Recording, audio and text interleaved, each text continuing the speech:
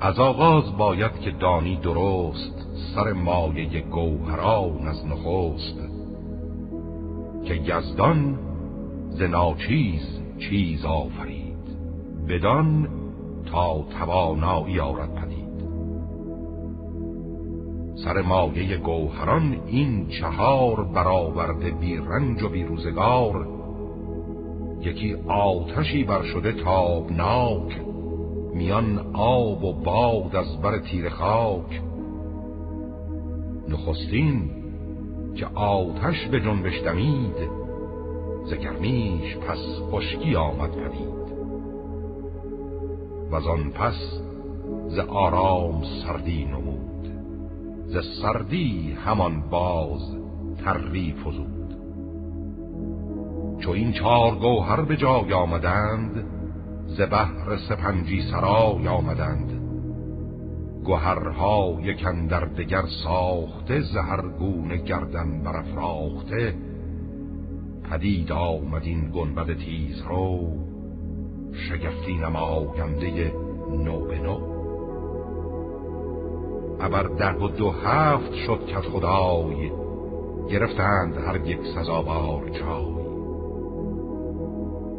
در بخشش و دادن آمد پدید، ببخشید دانا چنان چون سزید.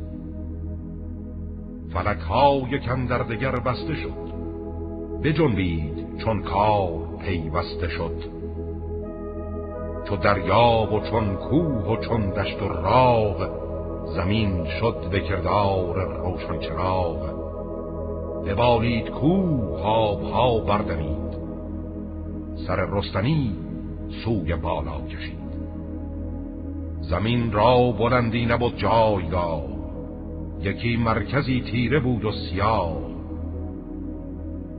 ستاره بروبر شگفتی نمود، به خاک اندرون روشنایی فزود.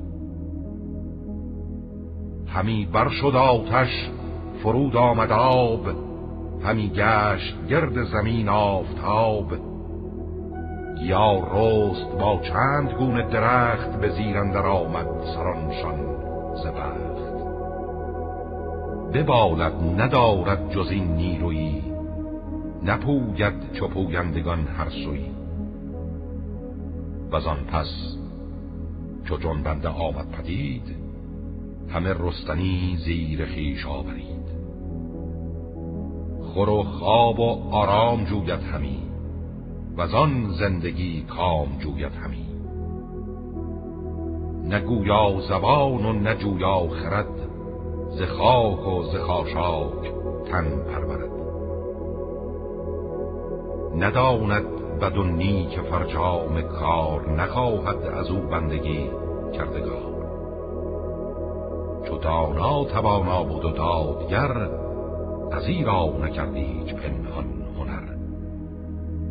چنین است فرجام کار جهان، نداند کسی آشکار و نهان.